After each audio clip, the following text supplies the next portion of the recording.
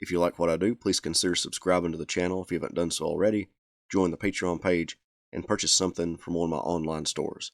Every little bit helps. Thank you.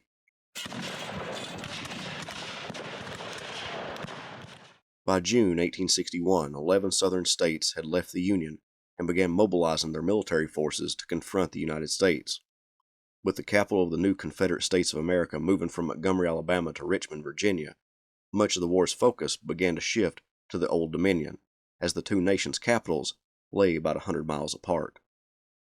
Troops from all over the South began to concentrate in Virginia. A few points became the sites of early battles. Fort Monroe on the peninsula in Virginia, created by the York and James Rivers, remained in Union hands, unlike its sister fort, Fort Sumter in Charleston Harbor. The Union garrison there had sallied forth against their Confederate opponents in what became the Battle of Big Bethel.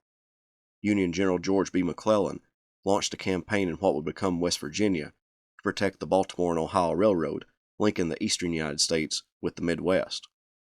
He fought a few battles in the rugged mountains of western Virginia as more and more troops poured into northern Virginia from both sides.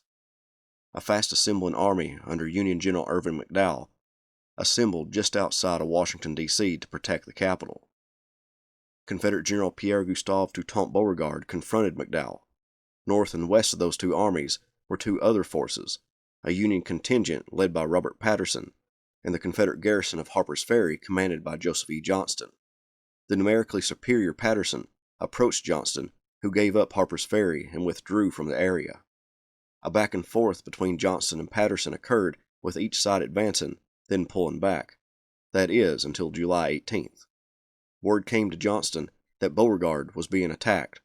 Indeed, Federal troops were marching toward Beauregard's position along the waterway called Bull Run. Johnston's men started toward Manassas Junction, first marching, then boarding trains to reach Beauregard in time.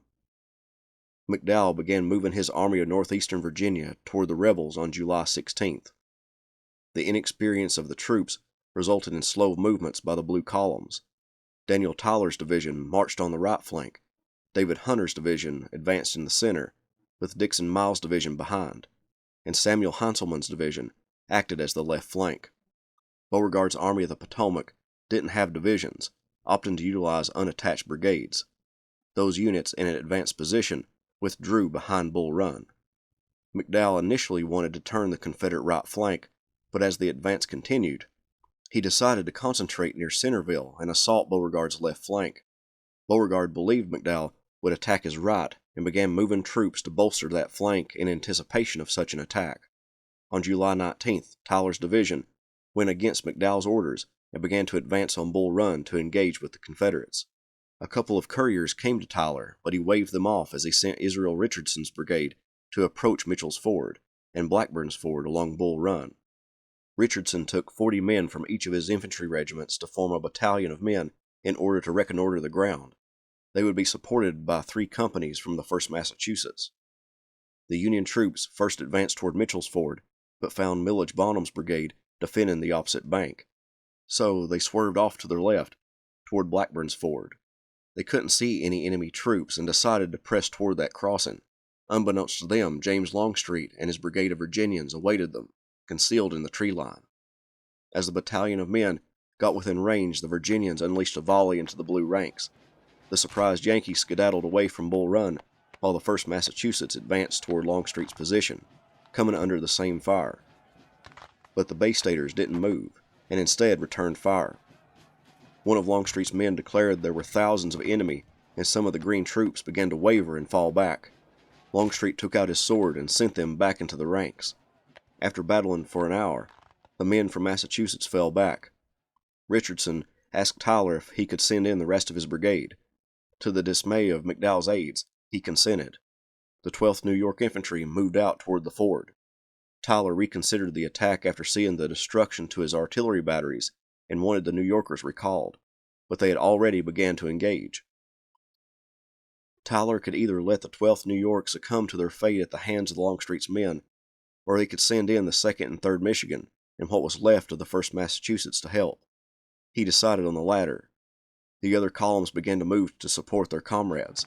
The New Yorkers fought with the Virginians for about 30 minutes, while Longstreet got reinforcements in the form of the 7th Louisiana and the 7th Virginia. Both regiments came from Jubal Early's brigade, further to the Confederate right. When the rest of Richardson's brigade joined the 12th, the New Yorkers fled the field. Richardson yelled at them, "What are you running for? There is no enemy here. I cannot see anybody at all." The men yelled back that the regiment was destroyed. On the Union right, the Michiganders were lured into a false sense of security, not encountering any enemy. So they splintered off to pick blackberries. That is, until they began taking small arms fire. Longstreet battled with Richardson in somewhat of a stalemate until the Confederate brigade commander decided to launch a counterattack. The 17th and 1st Virginia advanced across Bull Run, capturing prisoners, mainly from the 1st Massachusetts. Richardson's men were pushed back and Longstreet returned to the other side of the ford. Richardson requested that Tyler bring up William T. Sherman's brigade to add weight to the attack and renew it, but Tyler knew he had already went against orders to not bring on a battle and decided to pull back and await orders. These actions went against McDowell's overall plans to attack Beauregard's left flank, but McDowell still favored that plan and would continue to prepare his army to accomplish his goal of turning the Confederate left. The outnumbered Beauregard began to breathe a little easier when on that same day of July 19th, the first troops from Johnston's army from the Shenandoah appeared.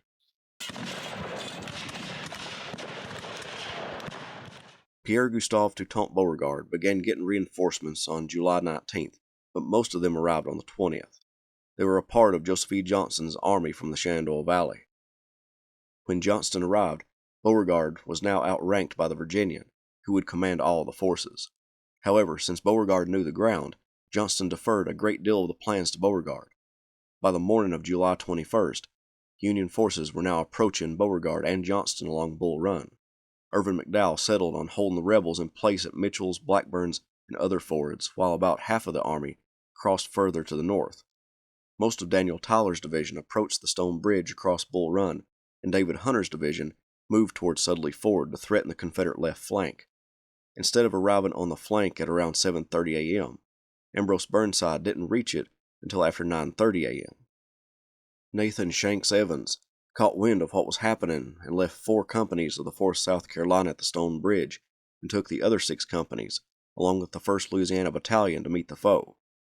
But he underestimated the flanking maneuver that the Union brigades were carrying out by going just a short distance to the north, but when he saw the columns of blue troops moving down the road, he quickly readjusted his line to Matthews Hill to confront the approaching Federals. Burnside deployed the 2nd Rhode Island against Evans. When the Confederates leveled their weapons and fired into the blue ranks, the inexperienced Union soldiers dropped to the ground to avoid the hail of lead. Burnside and Porter's men had marched for 7 hours and were exhausted. The Rhode Islanders' fight with the Louisianians and South Carolinians was used to rest the other units for about 30 minutes. The Rhode Island's commander, Colonel John Slocum, boldly exposed himself atop a fence to observe the rebel positions, and was hit 3 times, with one of the balls striking his head and carving a groove on his scalp from front to back. Captain William H. Reynolds' battery moved into position behind and to the right of the 2nd Rhode Island, and delivered constant fire from their 6 guns. In the confusion, some of the South Carolinians were positioned behind the Louisianians, and they fired into their backs, injuring at least 2 men. The men from Louisiana returned the favor, but quickly the 2 regiments turned their rifles against the enemy. Hunter was frustrated with Burnside's delay and ordered Porter to deploy his troops, but Porter misunderstood the order and thought he was supposed to support Burnside, so he took up a position behind the engaged brigade. Around this time, Hunter was wounded and left the field. He put Burnside in command of the division, who threw his regiments in piecemeal against the enemy. He sent the 2nd New Hampshire to the west side of the road, where they did nothing to help the 2nd Rhode Island in their fight against Evans. To the south, elements of Bee's and Bartow's brigades occupied Henry Hill. Some of the men began to climb Miss Henry's apple tree to acquire some of the fruit, but Reynolds' artillery began throwing shells in their direction, and the men quickly slid down the tree. One Georgian wrote, "This is so unfair. I didn't come out here to fight this way. I wish the earth would crack open and let me drop in."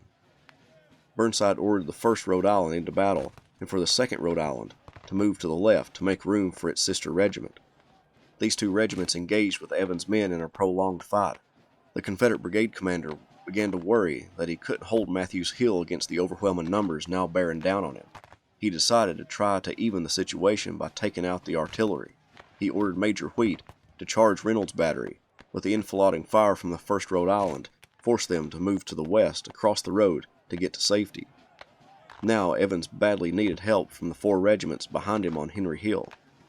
General B was reluctant to come to Evans' aid. He wanted him to fall back to Henry Hill, a location he deemed more defensible, but in the end, B led the 4th Alabama to the 4th South Carolina's right and quickly realized that he needed more troops. The 8th Georgia and 2nd Mississippi quickly joined their embattled comrades, with the 7th Georgia in reserve on the Warrenton Turnpike, in the dip between Matthews Hill and Henry Hill. The roar of battle consumed these regiments, one Georgian wrote. Seemingly 1,000 rifles were flashing and the air was alive with whistling bullets. Men were dropping at my right and left.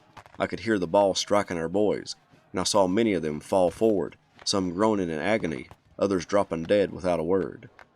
Burnside needed reinforcements of his own and ordered Porter to send him the United States Infantry Battalion, a group of Army regulars under Major George Sykes. The fresh troops moved to the left of the 2nd Rhode Island, and after a lackluster first volley, delivered devastating rounds into the 8th Georgia, who began to give way. B convinced some of his men to stay and fight, but the regiment was falling apart.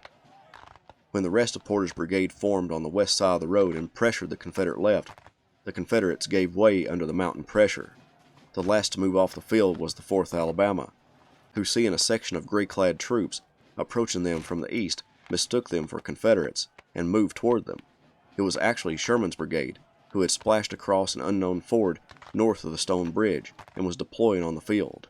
A volley from Sherman's men sent the Alabamians toward Henry Hill. Beauregard's left flank was in serious trouble, especially since most of his troops were on the right.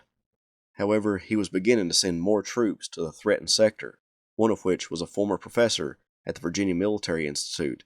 His name was Thomas Jonathan Jackson, who was leading a brigade of Virginians to Henry House Hill. If you like what I do, please consider subscribing to the channel if you haven't done so already, join the Patreon page, and purchase something from one of my online stores. Every little bit helps. Thank you.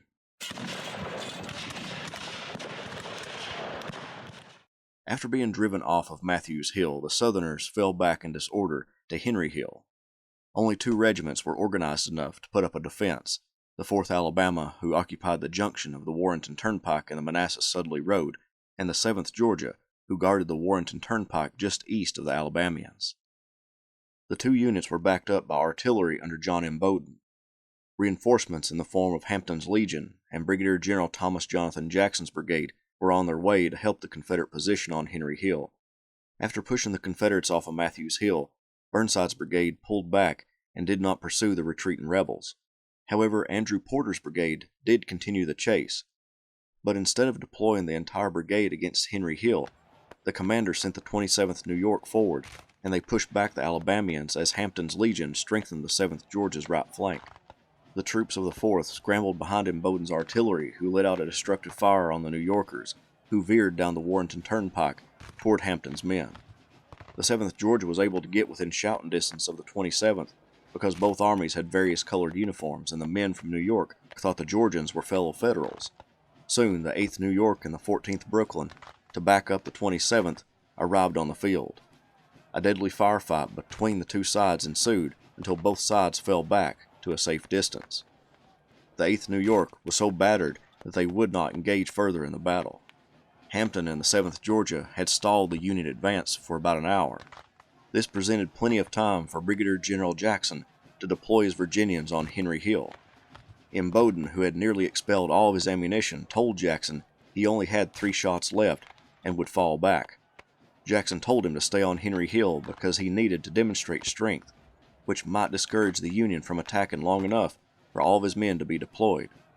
So Bowden held firm, with 3 rounds for his 4 guns. About noon, both Generals Joseph E. Johnston and Pierre-Gustave Toutant Beauregard rode onto the scene with additional artillery, allowing Bowden to fall back. General Keyes' brigade crossed Bull Run and prepared to attack Henry Hill in a piecemeal fashion. Keyes, not willing to wait for the 1st and 2nd Connecticut to form up, ordered the 3rd Connecticut and the 2nd Maine to attack Jackson's brigade. The force of the attack stunned the 5th Virginia and Hampton's Legion, who fell back about 100 yards, but the Virginians weren't defeated. They launched a counter-assault, which devastated the two Federal regiments, and the Federals retreated to the east. To guard the exposed flanks, Cavalry Commander Jeb Stuart split his 300-man cavalry force in half and placed them on the wings. The Union followed up their attack with another one by the Marines, the 11th New York, and the 1st Minnesota, who supported Ricketts' artillery up Henry Hill to attack Jackson's left flank. The Confederate sharpshooters, hidden in the Henry house, took shots at the Union artillery. The leftmost guns fired into the house, sending the rebels scrambling, but Judith Henry, an 85-year-old lady, would be wounded and die before nightfall. Griffin's battery joined Ricketts, but the Federal artillery was on the slope where they were unable to see the enemy, and their long-range shells did little damage to the Confederates, who were too near their position. The Minnesotans and the 11th New York came into contact with the 33rd Virginia, who delivered a devastating fire into the Yankees. The Union troops began to flee, and seeing their dismay, Jeb Stuart launched his cavalry after them, adding to the confusion of the rout. Both sides began to get reinforcements. Ricketts' battery had lost so many horses to artillery and small arms fire that it could not retreat. Griffin, in an audacious move, sent 2 of his guns to Ricketts' right to shell the 33rd Virginia. Colonel Cummings of the 33rd Virginia knew his regiment couldn't withstand the artillery fire from point-blank range, so he ordered his men to charge. McDowell's artillery chief rode up to the 2 guns and told them not to fire, that the men they were going to be shooting at were Federal troops. The commander argued with him, but by the time the artillery chief realized it was enemy troops, it was too late, and the guns had to be abandoned to the Virginians, who rushed in and took possession. It was about 3 p.m. when General Bernard B. saw the 4th Alabama milling about and yelled his now famous words to them, saying, "There stands Jackson like a stone wall. Rally behind the Virginians," which the Alabamians did. The 14th Brooklyn launched an attack on the 33rd Virginia to get the Union guns back. The charge was so organized and deadly that the Virginians fell back, exposing the 2nd Virginia to musketry.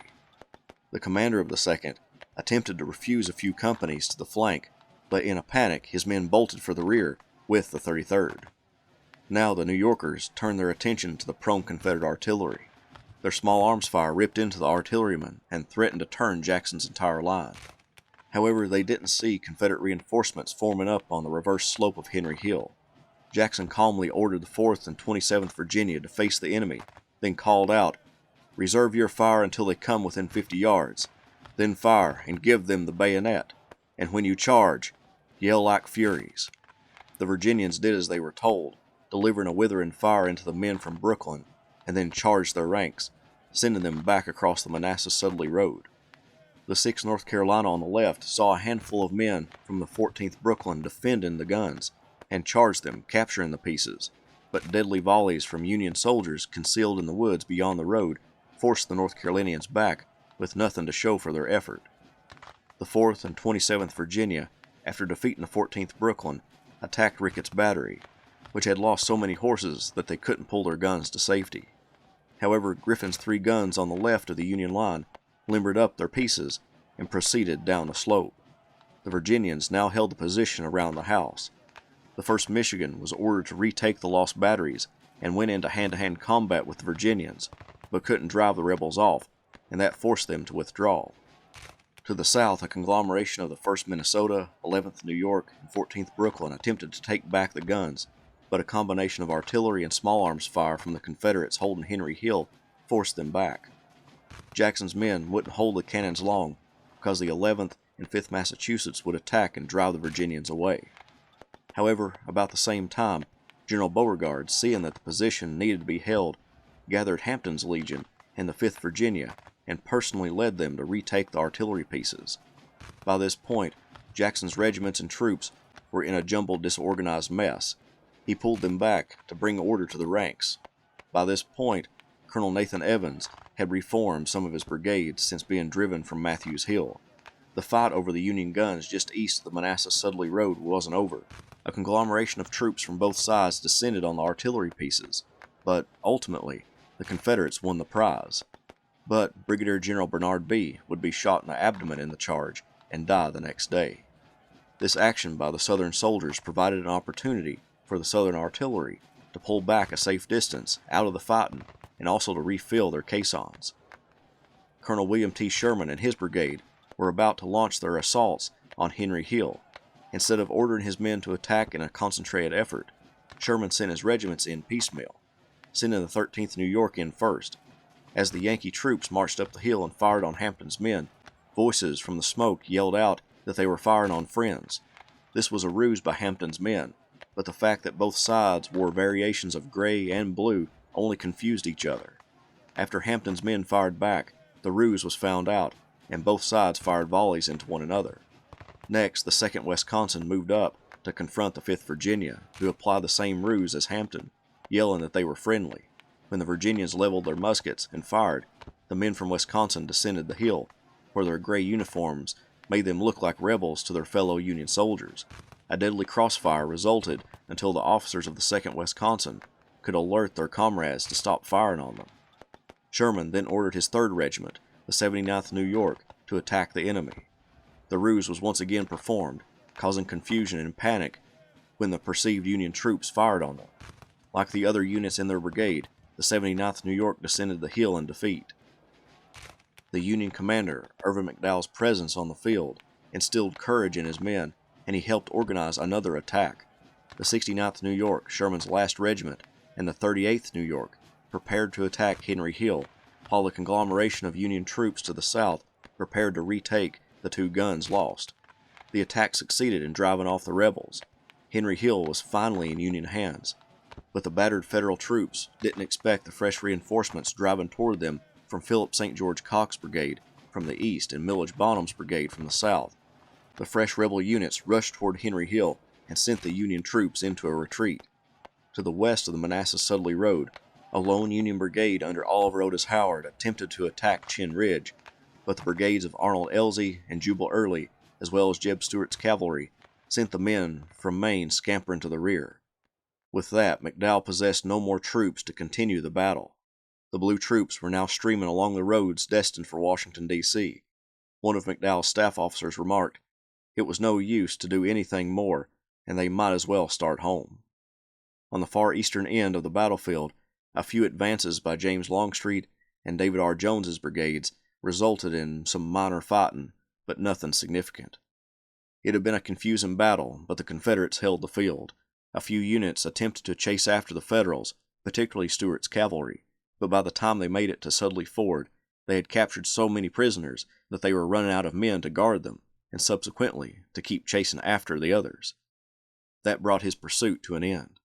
The Confederate casualties totaled 1,982, with 387 killed, 1,582 wounded, and 13 missing or captured.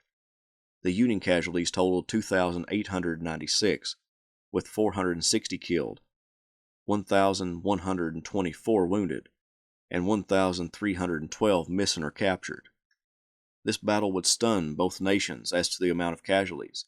It would also illustrate the need for more ambulances and surgeons, and it provided a military foundation for the Confederacy to live. And it gave the new nation a national hero to look up to in the iconic Thomas Stonewall Jackson.